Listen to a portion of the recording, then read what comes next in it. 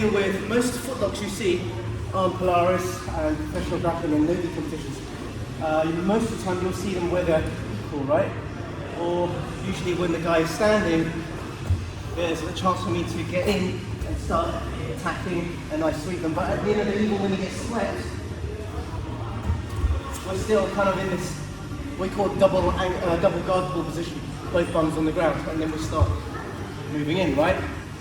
But if you think about it, he has an equal chance of defending and attacking as I do because we're both got bums around.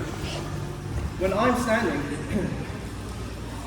and his legs are up in the air, I have a great chance of attacking, and he has less chance to attack me because when your feet are firmly on the ground, you have basically, this is your wall, this is your, safety net.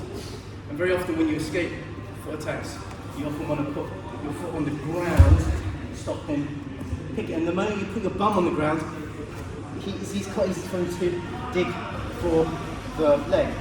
Whereas if he's already on the ground, you've saved yourself the effort. So we're going to look at attacks where I'm standing and attacking.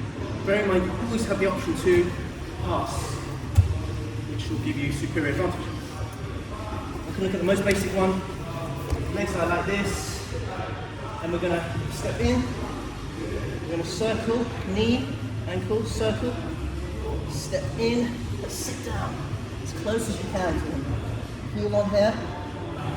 Turn to the side, my elbow is pointed to the ground. I personally like this, where I'm using like a guillotine grip, and I'm looking away. Let me do that. Very, very simple. Step in, knee, loop, step in, and almost like I want to go round, sort of fall on top of him. My foot position is around about the hip line or just past. My knee, it's almost like I want to knee him in the stomach. I keep that wedged between his legs.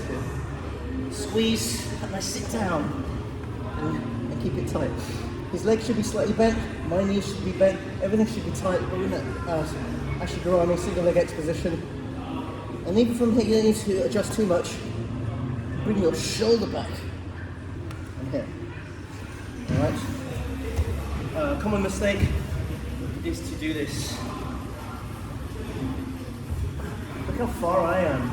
I mean, it's not tight at all. Even if I readjust him, he's already stepping and getting out. So once again, even if they put their feet on the ground, remember that thing. Straight in there. 3 or 4 reps each, maybe 2 each leg, then swap over. As you get a little sore point if you do like 10 in a row. Okay guys, 1, 2, 3. The problem with doing a straight ankle up when I'm standing, since this is the topic of the day, is that he has hip movement. So all he has to do is turn and move your hips and escape. See, it's already escaped. So you might as well be getting right. We're going to look at something else where the feet are up here. Is now that we're in the territory of Nogi rules, is remember I talked about that grab. Okay, that's very useful when you want to start attacking like this. Again, this alone might scare them, but they got hip movement and they can sort of roll out of it. I would roll that way.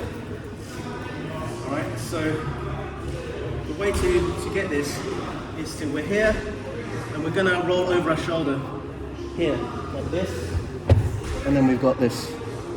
And then to finish the toe hold, sorry, I'm a bit too close to this. So we're here, I'm one leg in, remember that penetrating step for the straight ankle? We're here. And I've really encapsulated his leg within my, yes, I don't know what you would call this position, but anyway, the legs are kind of like this. And then the toes, hand on the toes, arm around the Achilles, grab your head. And you want to bring this little toe down to where his bottom is, here. And don't just use your arms like this, you could probably get a little bit of an annoying pain. Use your whole, you crunch in and turn like that. Yeah. And ideally I want his leg bent like this. That's the best position. When his defense actually is to straighten the leg.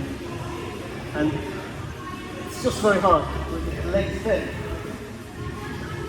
and I'm bending it down to his bottom, you'll get verticals up. So again, it's like, can I see this by the way? Yeah. Let's try and do this point this way. You can see.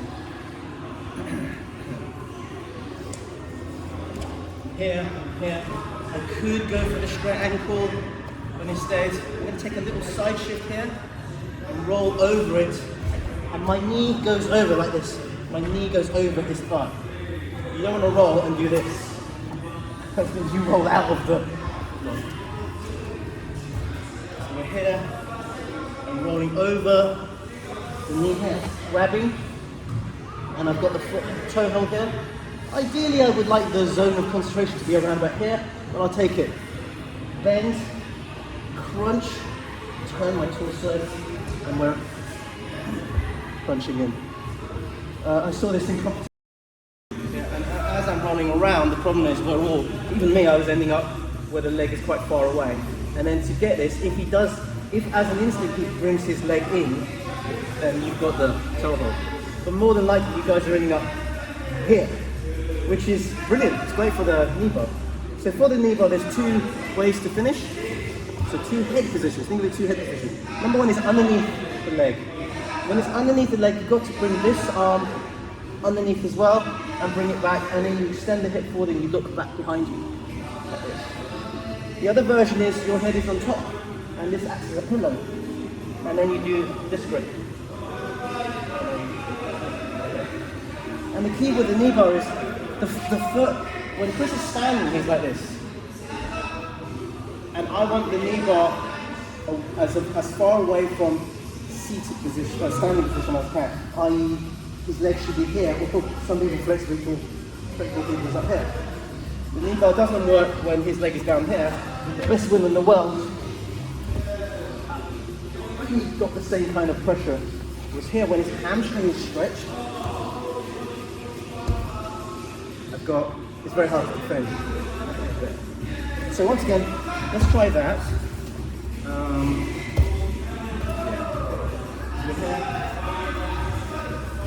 I naturally fall into this. I want to bring his hamstring backwards. Yeah. If you find you can't get that, here, fine. Both hands hold the heel. Your back of your head on his knuckle, as it were, and then we're going to change that to more of a hugging type of grip. Bring the leg back, look forward. Okay. So let's convert our rolling toe hold into the knee bar with the two head positions. Yes? That's great, let's go. So, half guard, trying to pass the half guard. If I can get past the knee line here, I'm maybe halfway there, but it's still a problem. What we're going to do is we're going to spread our weight. Capture his thigh here. Bring both legs over, and as he comes over, let's spin around. The knee bar. Here.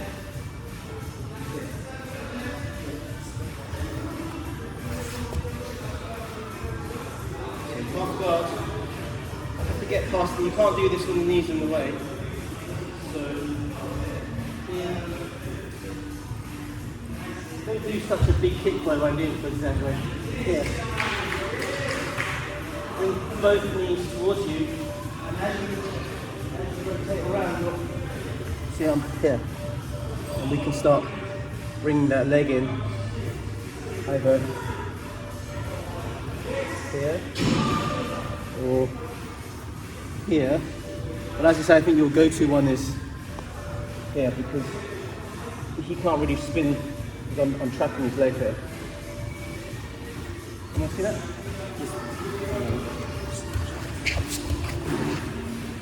This one is from half guard, or kind of like an open half guard, where you have a chance to get past the knee line.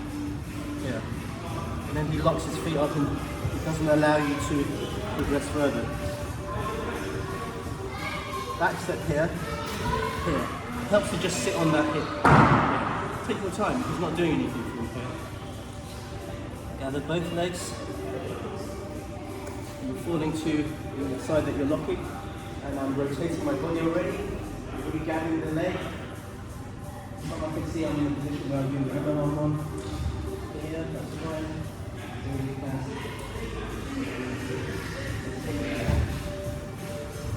So that's basically a back step, which is probably one of the most common setups for heel hooks, but also knee bars.